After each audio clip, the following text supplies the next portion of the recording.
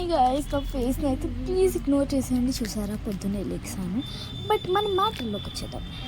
So ఈవేళ again ఇంకోటి అయితే వచ్చేసాను. ఈవేళ మనం ఒక మంచి ఎందుకు లేదు చెప్పడం, మీరు గెస్ చేయండి. పోనీ గ్లేతో చేస్తున్నాను, అదేంటో మీరు చెప్పండి. ఫస్ట్ బ్రౌన్ తీగని అంత బాగుంది అనిపించింది.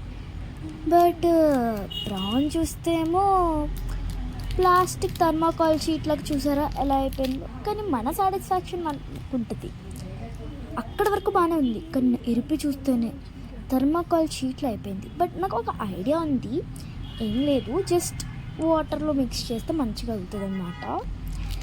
సో మంచిగా వాటర్లో మిక్స్ చేసి చేయగానే ఇలా మంచిగా స్మూత్గా అయింది.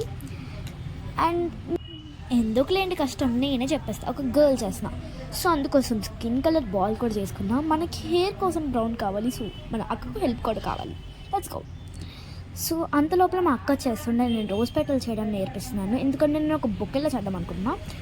సో రోజ్ పెటల్ చేయడానికి మంచిగా ఒక చిన్న సన్నంగా పెట్టుకొని మంచిగా గీతలుగా చక్కచక్కని కోసుకుంటూ మంచిగా రౌండ్ లాగా చేసుకొని మనం మంచిగా చేసుకోవడమే. నెక్స్ట్ అమ్మాయి అయితే ఇలా అయింది, ఇది అలా హెయిర్ సెట్ చేసాము.